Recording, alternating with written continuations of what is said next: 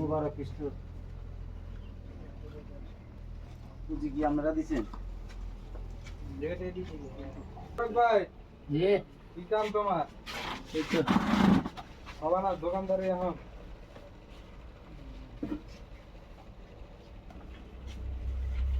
কালকেগুলা কই আপনাদের ক্যারেট করতে নিছ? কেন করেন আর কি? কে তুমি ক্যারেট আনছো কেন কই? হ্যাঁ দিতে দিয়ে আনছি না লামটা লাগে খালি উঠে ইয়া করলে। আসসালামু আলাইকুম রহমতুল্লাহ। দেশ ও প্রবাস থেকে যারা আমাদেরকে দেখছেন সবাইকে শুভেচ্ছা, সালাম, আসসালামু আলাইকুম রহমতুল্লাহ। সম্মানিত ভিউয়ার্স, আপনারা দেখতে পাচ্ছেন আবাম ফাউন্ডেশন বাংলাদেশের ব্যবস্থাপনায় আমরা স্বাবলম্বী প্রজেক্ট 130-এর আওতায় জনাব মোবারক হোসেনকে আমরা মোবারক স্টোর একটি মুদি দোকান করে দিয়েছি আলহামদুলিল্লাহ আপনাদের সহযোগিতায়। তো যারা আমাদেরকে এই প্রজেক্টের সহযোগিতা করেছেন, আল্লাহ তাআলা আপনাদের প্রত্যেকের সহযোগিতা কবুল করুক।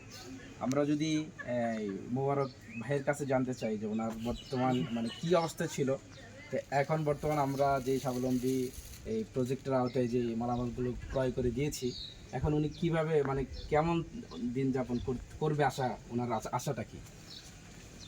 আশা করি ইনশাল্লাহ আপনারা এই প্রজেক্টে আমি আপনারা যে স্বাবলম্বী করছেন এভাবে আমি যখন পরবর্তী আমি আরেকজনকে ভাবে দিতে পারি। আমরা দেখেছি ওনার ইতিপূর্বে উনি খুব কষ্টে দিন যাপন করছিলেন, ওনার বিভিন্ন রোগে আক্রান্ত, বিভিন্ন কষ্টে যাওয়া। এখন আপনি কি প্রত্যাশা করতেছেন যে আমরা যে এই যে উপকরণগুলো দিয়েছি আপনি স্বাবলম্বী হতে পারবেন আশা করছি ইনশাল্লাহ। যারা এই প্রজেক্টে যারা সহযোগিতা করেছে সবার জন্য দোয়া করবেন। আলহামদুলিল্লাহ। ঠিক আছে, আসসালামু আলাইকুম।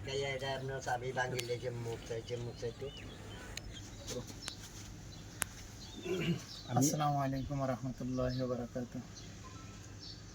আমরা আজকে যেখানে দাঁড়াইছি মোবারক স্টোর, প্রোভাইডার আসলে মোবারক হোসেন, ওনার নামে দোকানটা নামকরণ করা হয়েছে। উনি দীর্ঘদিন ধরে খাগড়াছড়ির দিঘিনালা উপজেলার রশিদনগর গ্রামে বসবাস করে আসতেছে। উনি আগে কাঁচামাল টুকটাক ব্যবসা বাণিজ্য করতো। দীর্ঘদিন অসুস্থতা থাকার কারণে সে অর্থনৈতিক অবস্থাও তার ভালো ছিল না।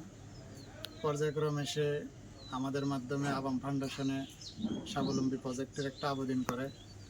আবেদনের প্রেক্ষিতে তদন্ত সাপেক্ষে মোবারক হোসেনকে আজকে স্বাবলম্বী 130 প্রজেক্টের আওতায় আনা হয়েছে। উনি বর্তমানেও অসুস্থ অবস্থায় আছে। ওনার শ্বাসকষ্ট এবং জ্বর, বাত জ্বর বলে এরকম 3-4টা কঠিন রোগে আক্রান্ত সে। তা আল্লাহ তাআলা তাকেও সুস্থতা দান করুক এবং সে সার্বিক সহযোগিতা যারা করছেন সবাইকে আল্লাহ তাআলা ভালো রাখুক এবং সুস্থতা দান করুক। আসসালামু আলাইকুম রহমতুল্লাহ।